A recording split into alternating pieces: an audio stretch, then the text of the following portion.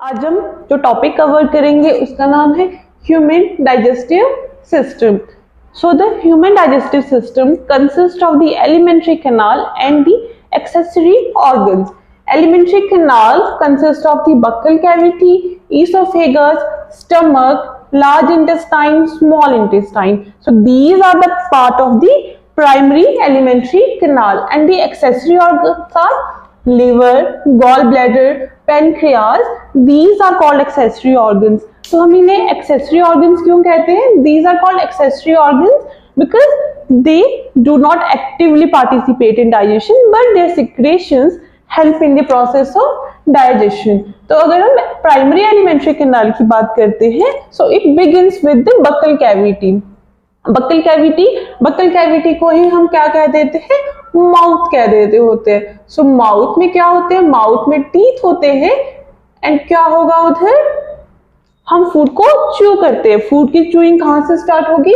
Mouth से start होगी. And यहाँ पे सलाइवा भी प्रेजेंट होता है. सलाइवा, और सलाइवा में एक एंजाइम प्रेजेंट होता है called the salivary amylase.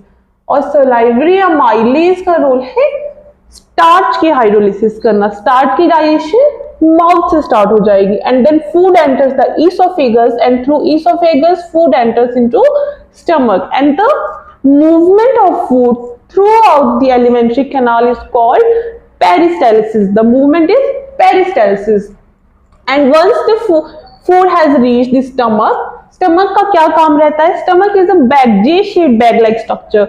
Food वहां पे स्टोर होगा और स्टमक में एक एसिडिक एनवायरनमेंट होगा और स्टमक की कुछ सिक्रेशंस भी होती है. सो अगर फूड में HCl प्रेजेंट है और इसका पीएच भी अगर एसिडिक है, सो द क्वेश्चन अराइजेस कि स्टमक के अपने सेल डिस्ट्रॉय क्यों नहीं हो रहे उस एसिडिक पीएच में?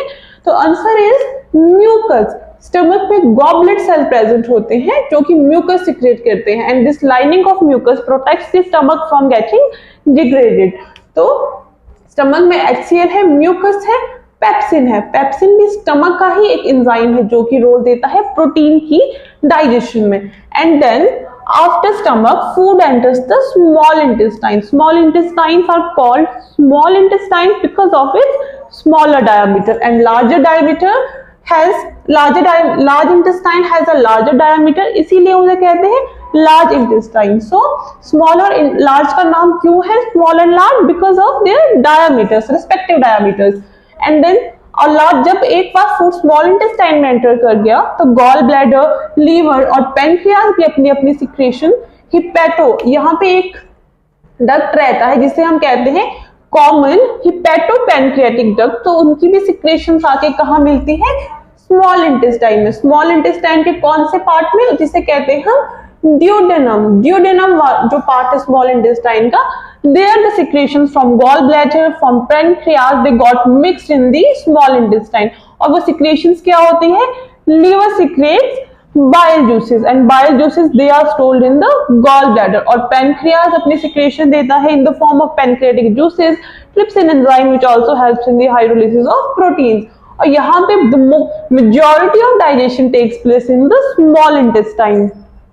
कार्बोहाइड्रेट की डाइजेशन, प्रोटीन की डाइजेशन, फैट्स की digestion all took place in the small intestine, and after that food enters into the large intestine. And large intestine, the primary function of large intestine is absorption.